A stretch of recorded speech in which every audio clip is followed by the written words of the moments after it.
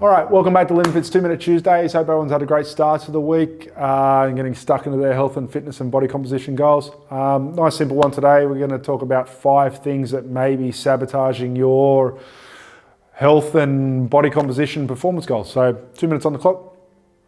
Let's see if we can stick to it. All right, so number 1, you're not getting enough sleep. I've harped on sleep before in the past and how important it is. We know that you're supposed to get about 8 hours of sleep per night. Now, in the colder months, this can even be dragged out to 9 hours, but let's look at 8 hours as a standard because it's sort of been standardized in the health community. We know that if you're getting an hour less than 8 hours per night, so you're getting 7 hours, we know statistically from a scientific standpoint that you're going to consume about 350 calories more the next day than you would had you got 8 hours of sleep. Now, this is purely just to make up for the lack of rest and recovery and energy expenditure. So sleep essentially could be the straw that's breaking the proverbial camel's back in your body composition goals. Because if we look at it, 350 calories spread over the case of a week, we're looking at what, nearly 2,350, 2,400 calories. It's a lot of extra calories. Just from not getting that extra hour, that extra 7 hours of sleep, so to speak. So sleep, get on top of it. Number 2, skipping breakfast. So forgive the sexism here. Women are more prone to skipping breakfast, but it's actually more important for women to have a good nutritious breakfast more than men. Women actually have to consume about 30% of their calories for breakfast to achieve what they call a metabolic set point. In other words, your optimal fat burning potential for that day, so to speak. So skipping breakfast, I'm sure you've all heard the saying, have breakfast like a king, lunch like a prince, dinner like a pauper. And your food pyramid, so to speak, should work the reverse. It should be like a chalice instead of a pyramid.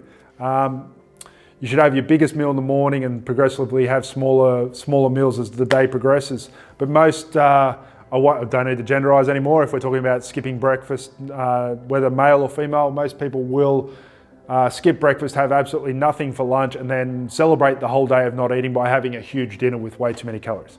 And it's just as dysfunctional as slightly overeating in breakfast, lunch, and dinner. So having a good breakfast will set you up for the entire day, not just from a physical standpoint, but from a psychological standpoint. We know that consuming more proteins and fats for breakfast will help more with cognitive tasks, so being alert. We also know there's a big overflow into the science behind ADD and ADHD. We know it's a protein deficiency or an amino acid problem, not a serotonin problem. So number 2, breakfast. Number 3, and probably the one that everyone's looking for, that magic silver bullet quick fix. Look, at the end of the day, most people didn't wake up one day and all of a sudden gain 20 kilos. It just doesn't happen that way. You gradually put on the extra weight from progressively eating too many calories or not burning enough calories. So you can't expect to just one day wake up 20 kilograms lighter because you found a miracle pill. It's just not going to happen. And if it did, there'd be a massive inherent trade-off, I can assure you. So quick fixes, fad diets, they're not going to work for you. We're going to talk on another subject very close to this in terms of fast fat loss versus gradual weight loss in a future video. But at the end of the day, quick fixes are a dime a dozen. They're everywhere. Everyone's selling 28 days to change a habit, 21-day detoxes. It's all implemented to get you hooked quickly and then you move on to something else. At the end of the day, what's always going to work is hard work, dedication, and your ability to sustain, maintain, and stick to it. That's what's going to get you results long term. That's what's going to get you the real results that you truly desire long term. But everyone wants $1 million tomorrow, but don't want to work hard for a year to be guaranteed $1 million in a year's time.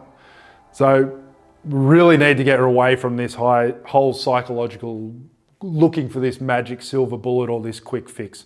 All right, number 4, not tracking, having no data, etc. So this all comes back to certain, like we did videos in terms of logging a food diary. This echoes into things like training diary, sleep diary, just tracking. You have to know where you're starting from in order to know where you're going to go. And you have to see where you're going along the way and give yourself progression points, so to speak. One, just for motivation. Two, so you know you're actually sticking to the course. Because if you're just guessing, you have no idea. Imagine if every scientist in every study just went, oh, we're just going to guess what happened in this equation or guess what happened with these two subjects. It doesn't work that way. You have to have data to support the direction you're trying to go with the goals that you're trying to do, so you actually have a mathematical sustainability outcome at the end of it.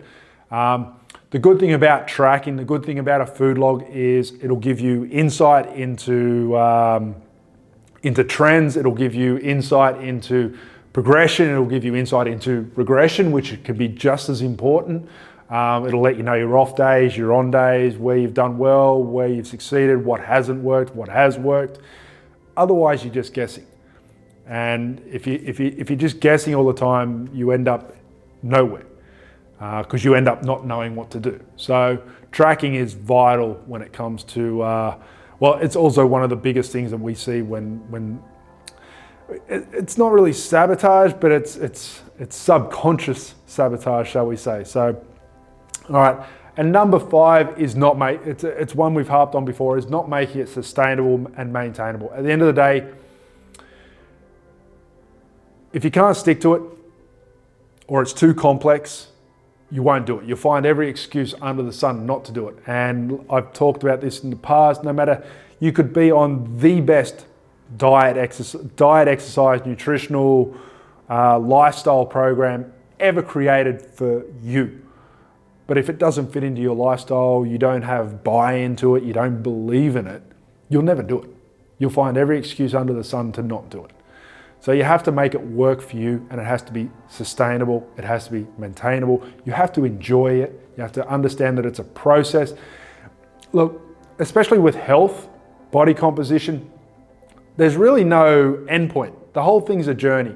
You're going to get to a point, you're going to be either happy there and then you're going to regress and then you want to get back there, or you're just going to keep pushing past and you're going to keep looking for new goals. There's really no end. You can have short-term goals, but they're going to lead you on to longer-term goals, etc. So you have to understand that it is a journey. Your goals are going to change and you have to mold it so your modalities that you use during your journey are going to fit your lifestyle. They're going to be sustainable, they're going to be maintainable, and you can steer the course and stay true to what's important to you and what you want. So I hope this has helped. I hope you got a lot out of it. If you did, please give it a thumbs up and like the page, and we'll see you next week for 2 Minute Tuesdays. Thank you.